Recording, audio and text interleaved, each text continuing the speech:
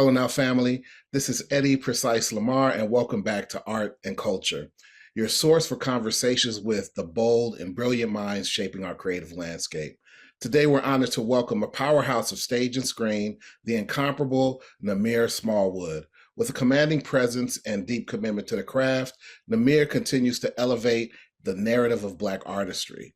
He's here to talk about his journey, his passion for storytelling, and his latest role as Buddy in the Book of Grace, now showing at the Steppenwolf Theatre. Let's dive in. Namir, how you doing, brother? I'm doing well, Eddie. Thanks so much for having me. Yes, I'm excited to talk to you. Take us back to the moment when you knew acting was your calling. I was 14 years old. I was doing a academic enrichment program for the summer, and we had to figure out electives to take because it mimicked the high school experience. Mm-hmm. So I chose to do the drama club, and we kind of devised like this skit about this son who hadn't seen his father in 25 years. And during the skit, I made myself cry, and my peers started crying, and everybody was like, yo, you should be acting. So from that day, it was like, okay, this is what I'm supposed to do. Look, I remember taking theater classes in college at Illinois State University, and that was an actual exercise. What did you find to make yourself cry? Well, I'm assuming you were in grammar school, elementary school then. Yeah, What did you tap I, into? to be honest with you, Eddie, I don't know. It just kind of happened. You know what I Mhm. mean? Yeah, deep. And it surprised me. And it was like, oh, okay. Wow. Okay, so then what was the first role that made you feel like you had truly arrived as an actor? I don't think I've had it yet, to be Okay, honest with you. okay. So Yeah. how do you decide to take your roles on? Well, I kind of feel like these plays choose me. Hmm. Like I love plays, I love reading them, I love being in them. And when I read a script and when I'm like, man, this is really good, it touches me in a place that I can tap into something, like another part of myself that I didn't know that I had. You know what I mean? So that's kind of like my barometer for what kind of plays I want to do. Yeah. You mentioned that these plays choose you. What drew you into the character of Buddy in the Book of Grace? Honestly, really what drew me to it was Suzan-Lori Parks. The actual character, like when I read the play for the first time, it was it was like a draft. And I was like, oh, there's some interesting stuff in here, but I didn't truly get it. Hmm. Then she wrote another draft of it, like back in, I received it in October of last year. And I think she did this draft like in August to September. And it blew me away. Hmm. And the character, Buddy, it's like he's dealing with a lot of stuff. And he's dealing with stuff that a lot of people are dealing with right now and have been. You think of, you know, school shooters and January 6th people. These are people who are looking for a lifeline. You know Hmm. what I mean? And with Buddy, it's like he comes to his father's house after not seeing him for 15 years. And he's rock bottom. And his father and he have a real contentious relationship, you know? And it's like, can you imagine going to your abuser, going to the person who caused you the most trauma in your life for help? That must mean that you really have no other lifeline, you know? Yeah, So, you know, it's it's that psychology for me is how I get into these characters. You know what I mean? Like, what is the reason for making this decision or for coming to this particular place in your life? How did you get here? And how are you going to get out of it if you do? You know what I mean? Yes, yes. Yeah. What are some of the themes? Because I want to sit here for a second. So, what are some of the themes in the Book of Grace that resonate deeply with you? Family, misunderstanding. I don't really want to say trauma, because it's like so overused.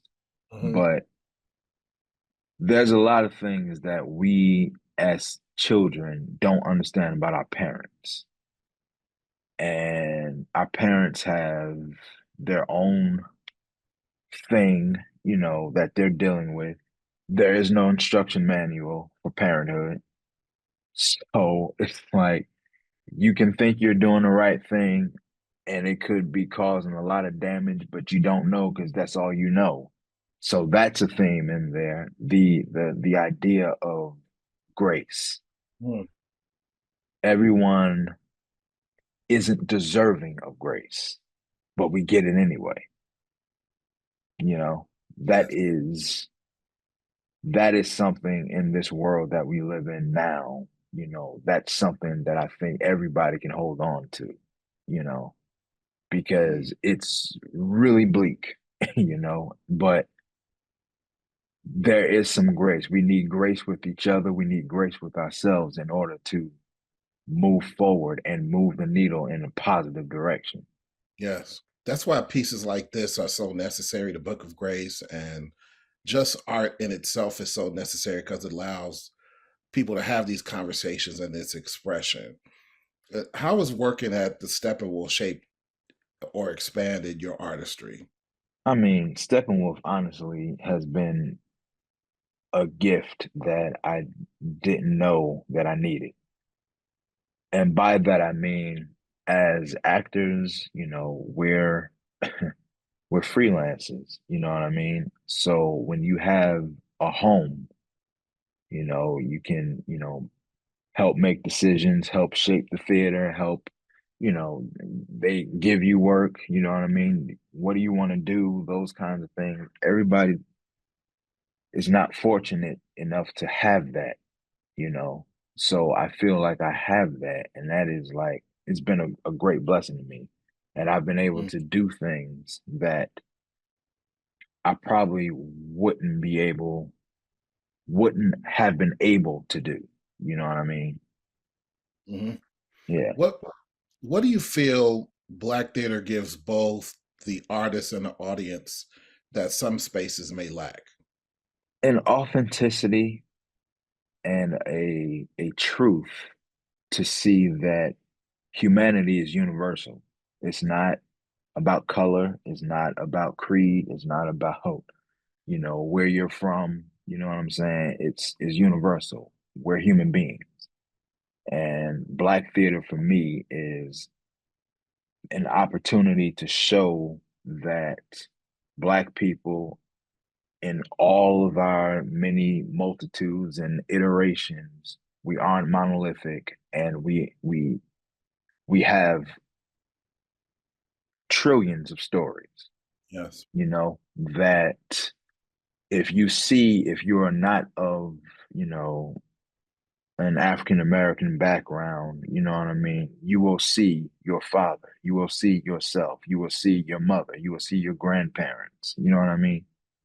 We're human just like everybody else, you Yes. know?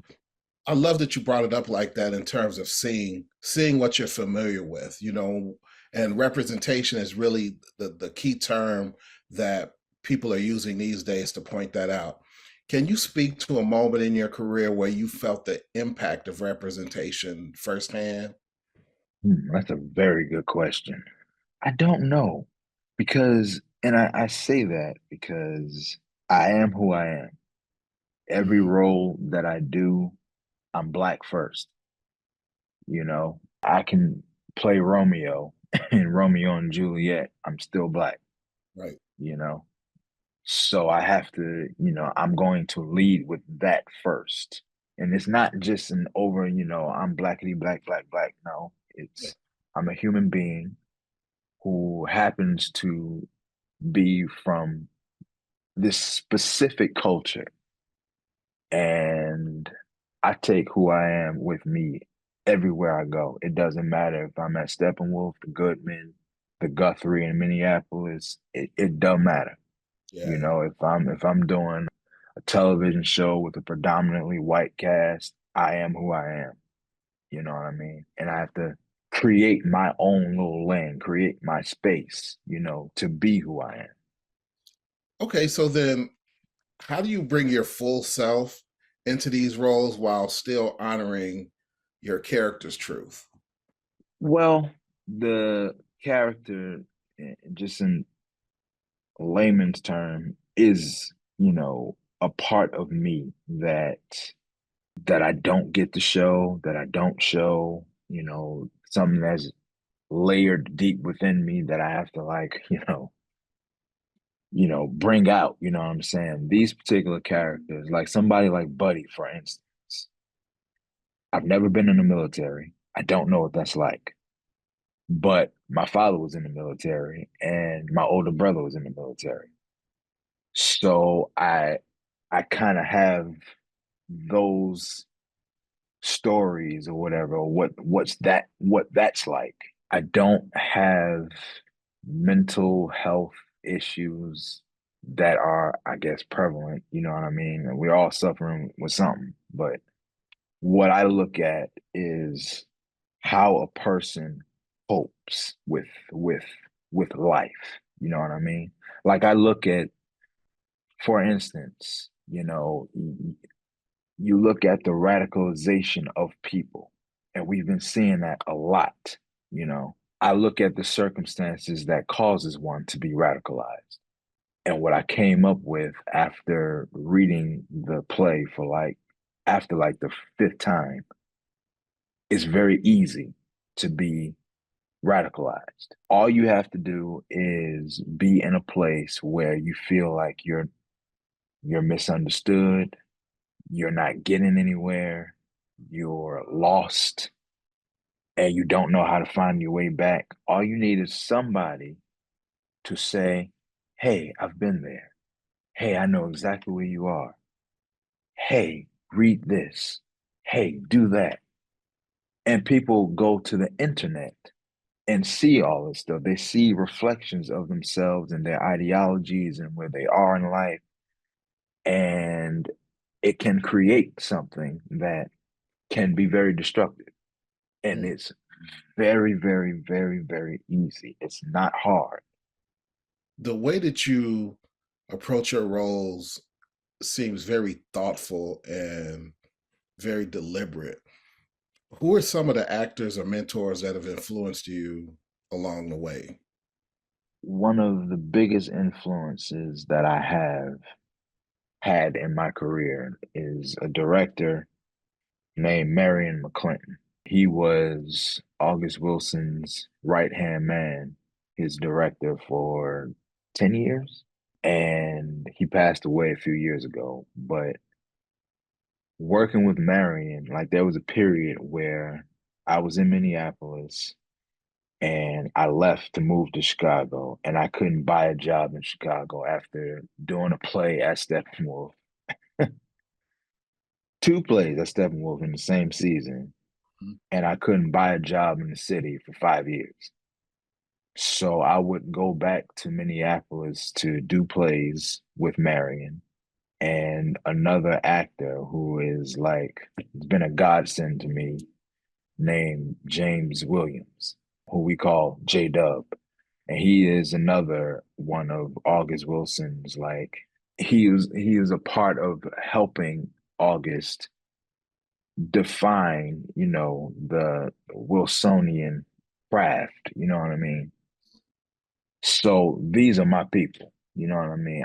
I'm cut from that cloth, actors like Christiana Clark, who you may have known from various plays at the Goodman, Mhm. who I met and worked with in Minneapolis. Then, the big people, Denzel and, Jeffrey Wright is one of my all-time favorite actors Yes, because he's a chameleon. He's a yes, chameleon, and that's what I want to be. You know what I mean? totally. So What would you like the audience to take away from the Book of Grace?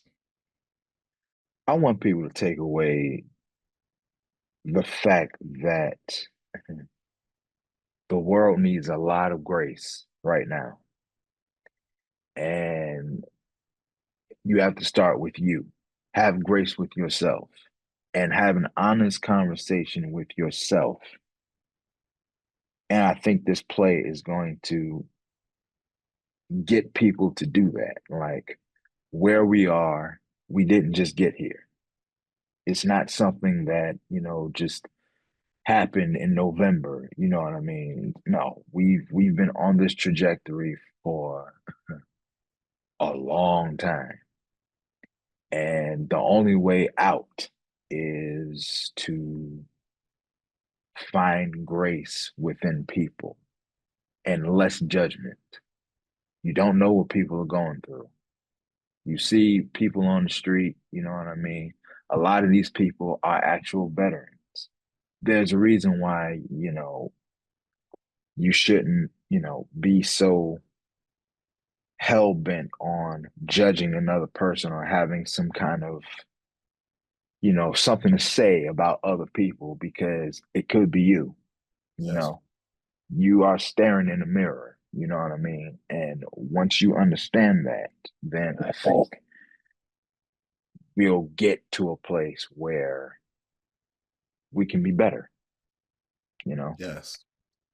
Now, lastly, what would you say to young Black actors who are looking to follow in your footsteps? I would say know who you are. Know who you are, know who you are, know who you are. Because this particular business, if whether you go to school for it or not, I went to school for it. And the idea of school is to tear you down and build you back up. Your goal is to be your authentic self, not who you think you are, not who people think you should be, or who they think you are. You have to figure out who you are as a person because God made us all intentionally different. So find that difference in you and follow that, follow your purpose and be intentional with your characters, be intentional with your choices because this business costs a lot. So, And you're not just mm, talking about money either, are you? no, no. I mean, it is a spiritual thing and it is an emotional thing and mental. Yes, So know who you are, multi-dimensionally, you know what I mean, as a human being and take care of yourself so yes, you can take care of others. indeed, indeed. Namir, brother, thank you so much for joining us today. How can people find you? Well, I'm not on social media. Are you being Just serious? I'm dead serious. You can just come to the theater. Come see Okay, Book of Grace at Steppenwolf until May 18th. And then you can see me again at Steppenwolf. In the following show, you will get sick. okay, Um, awesome. yeah. Awesome. Well, again, thank you so much for sharing your light, your craft, and your journey with us today. We're inspired by your passion and your commitment and to truth and in storytelling. Rolling Out family, don't miss the Book of Grace at Steppenwolf Theatre, running now through May 18th. Go witness Namir Smallwood deliver a performance you won't soon forget. This is Eddy Precise Lamarre, and as I always say, stay focused, positive, and productive. Peace.